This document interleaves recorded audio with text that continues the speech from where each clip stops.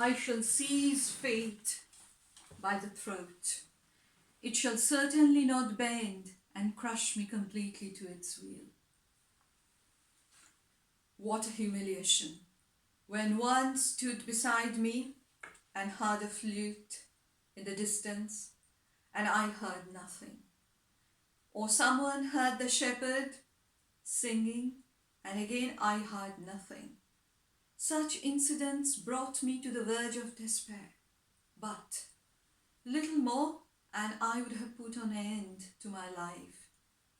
Only art has withheld me, as it seemed impossible to leave the world until I had produced all that I felt called upon me to produce. So never give up. These are the words of none other than the great titan of Western classical music, Ludwig van Beethoven. The recording I played was his composition, his third symphony called Eroica Symphony. And in Beethoven's words,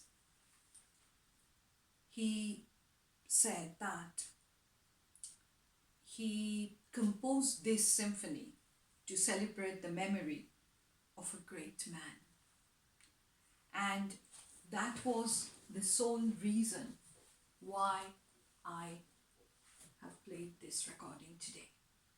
Because we all are really saddened by the devastating news of the death of Her Majesty the Queen Elizabeth II last Thursday. She was a great leader. The world is not going to be the same without her. So I thought, in order to pay my respect along with all of you, it would have been most appropriate to start today's episode with this piece of music of Beethoven's Eroica Symphony. I'm Rajeshri. A very warm welcome to you all in today's episode, and a huge thanks for being with me in this new musical journey of mine. Today, as you all understood by now, that we will be celebrating Beethoven's music and his life. 1770, born, a city in West Germany. Beethoven was born in a musical family. Yes, indeed. His grandfather, he was a very successful musician, but his father, who was a musician, but he was unsuccessful. And he was an alcoholic. But he understood one thing, that Beethoven was not an ordinary boy, and he was a gifted one. So he wanted to follow the path of Mozart's father, and he wanted Beethoven to go to Europe and play in different places and earn money for the family. But in reality, it didn't happen. Mozart, whether he liked or not, he played for the aristocrats. But Beethoven, throughout his whole life, he played for himself. Christian Neef, Beethoven's music teacher, who actually gave all his musical knowledge to his people and prepared him to go to Vienna, the musical hub of Europe in 18th century. So, in the year 1787, actually, Beethoven first went to Vienna to play in front of Mozart. Actually, his intention was to learn some music from Mozart. And when he played Mozart said it sounded a well-prepared piece of music. Could you play something else? Beethoven was known for his improvisation. So he said to Mozart, could you give me a theme and I will improvise on it. Mozart did so, and Beethoven started improvising on the piano. Mozart ran to the next room where Constanze, Mozart's wife, was having a party, and she was with her friends, and Mozart said, this boy is a gifted one, and one day the whole world will be listening to his music. Mozart can't be wrong. His prediction was absolutely right. But Beethoven was unfortunate because soon after they met, Beethoven actually had to come back to Bonn because his mother died in consumption, and his father's alcoholism was that bad that he was incapable of taking care of his two younger brothers. So Beethoven had to take up a job as a musician and support the family. But in the year 1792, the aristocrats of Bonn, some of the very rich patrons, they gathered money together and they sent Beethoven to Vienna to take music lessons from Haydn. And one of them is Count Waldstein. And he said, whilst Beethoven was leaving for Vienna, in a farewell note, quote, through uninterrupted diligence, you will receive the spirit of Mozart from the hands of Haydn, unquote. 1795, Beethoven's first performance, his piano trios, Opus 1. Haydn had a mixed feeling after going and watching him. He liked the first two trios, but he didn't like the third one. So Beethoven and Haydn, actually, they did not share a very good relationship, though Beethoven actually said after Haydn's death that he learned a lot from Haydn. But Beethoven's style already started changing. Beethoven started to take off the costume of classical music, rather the costumes of Haydn and Mozart. 1800, Beethoven's first symphony, Symphony number 1, was premiered. By the time he was a sought-after musician, he was very, very popular in Vienna. And among his pupils, Countess Josephine Brunswick is quite well known because Beethoven always wanted to go for unattainable women from the aristocratic society, and he had an affair with Miss Brunswick, but obviously it didn't work out. 1802, Heiligenstadt. Beethoven went there to spend some time, and his famous Heiligenstadt Testament was written there. Because by the time Beethoven understood one thing, that the therapist and the doctors who were actually giving him assurance that his hearing would get better, they were all wrong, and his hearing was deteriorating and quite fast, and he knew he is going to be completely deaf soon. So he wrote this testament to his two younger brothers, his two younger brothers, which I read actually in the beginning of this episode. 1804, the Eroica Symphony was first premiered. And this symphony actually Beethoven wrote for Napoleon Bonaparte. But when Napoleon declared that he's going to be the Emperor of France, Beethoven, being Beethoven, tore that bit of the manuscript where he wrote that it was dedicated to Napoleon. And finally, he said, this is a piece of music to celebrate the memory of a great man. 1805, Beethoven's one and only opera, Fidelio, was premiered. But by the time Napoleon invaded Vienna, most of Beethoven's audience, they had fled the city. So premiere was attended by the French soldiers, and it didn't get any good response, unfortunately.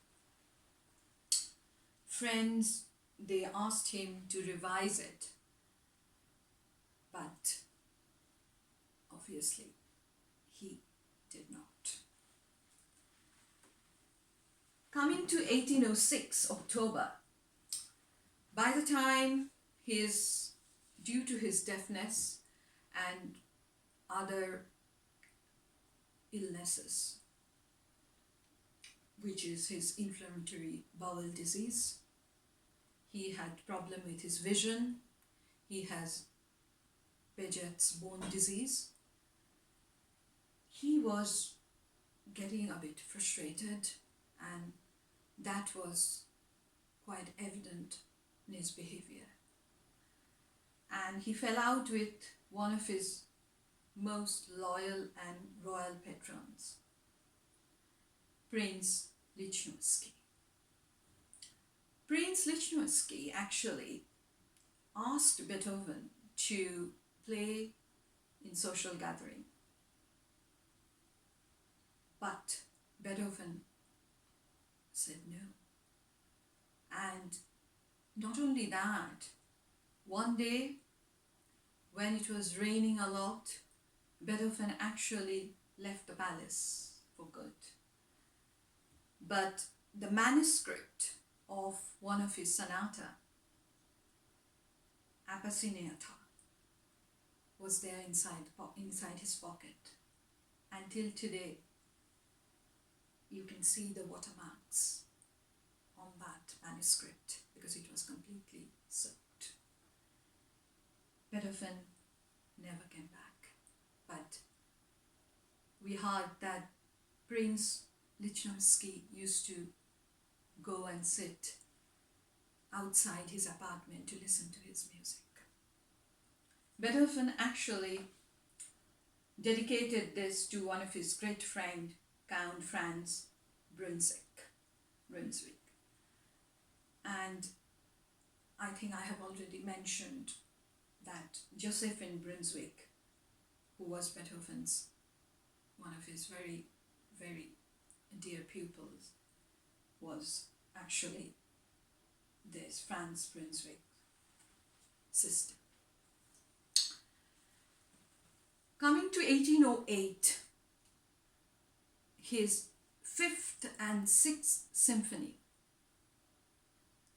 were premiered. Both symphonies are actually masterpieces in Western classical music. And 6th symphony called Pastoral Symphony.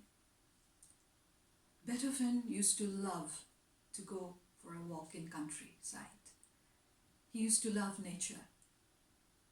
In his words, he said, he can see God in thunderclaps.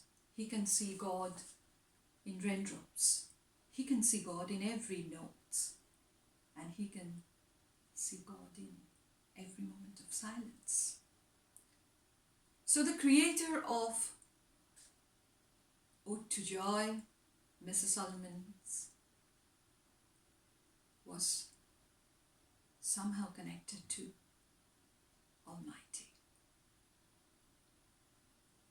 Coming to 1812, his 7th symphony was created, and he wrote 2 letters which are considered as treasures in the world of music, literature, you name it, which is called Immortal, to my immortal beloved. But till now nobody knows who is the immortal beloved of Beethoven. And he wrote this letter when he was in Tiflis. And this letter was actually discovered after his death, when one of his friends was looking through the drawer and they found this 2 letters.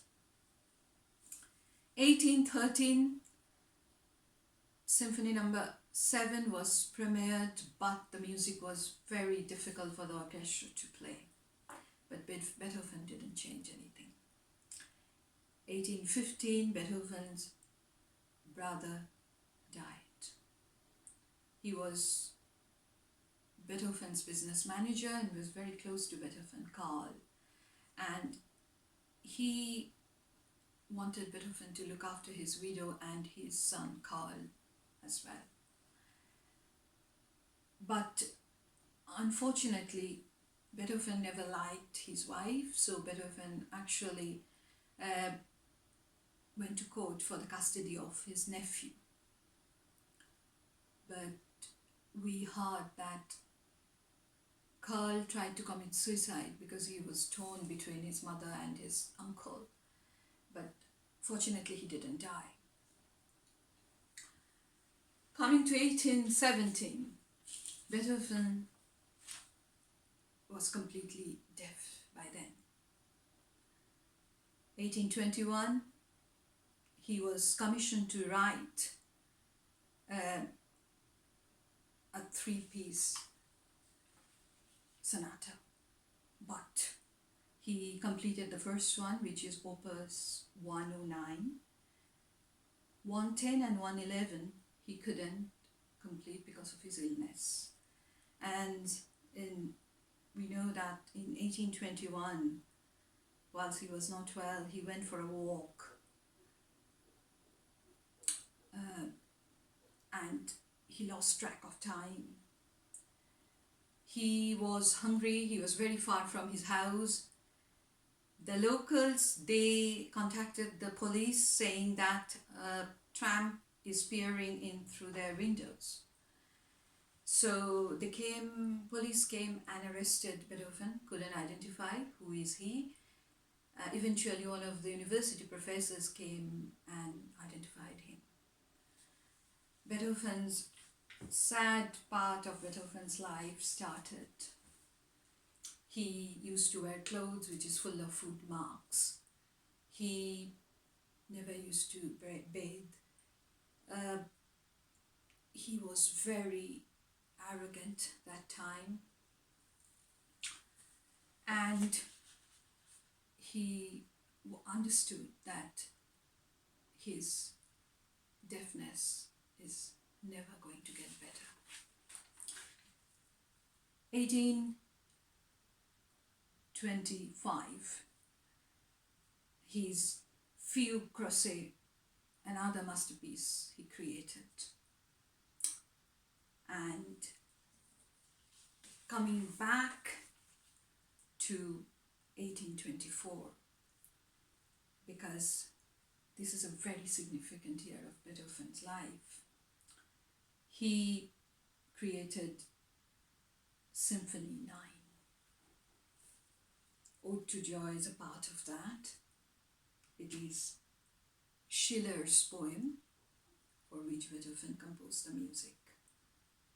And Symphony number 9, to me, it is the most powerful social platform of this universe, not planet Earth. Because Beethoven composed for the universe. Whenever we listen to this particular music, we could feel the essence of brotherhood, the essence of unification. And in that same year, Beethoven's another ambitious work, choral work, is Mr. Solomon's. And that was premiered in St. Petersburg, Russia. And Symphony number 9 was premiered in Vienna, where Beethoven was conducting. Because he was tone deaf, he couldn't understand that the orchestra stopped playing. So the soloist had to come and turned him gently to see the wild ovation he got from the audience. How sad is that? 1826, I have already mentioned, Karl, his nephew, tried to commit suicide. He shot himself, but he didn't die. 1827, 26th of March, Beethoven died of various illnesses. They say it was liver failure, the last stage, but Beethoven, as I have mentioned, had many other illnesses as well. But Dr. Vincent DeLuise said that we wouldn't have Beethoven's music had he not gone deaf. And he said, if Monet wouldn't have had cataract, we wouldn't have had his great artwork. If Dugas didn't have optic neuropathy, we wouldn't have Dugas' oil, pastels, sculptures, and photography. So the genius sees disease not as an obstacle, but as an opportunity. And it was true for all of them. So,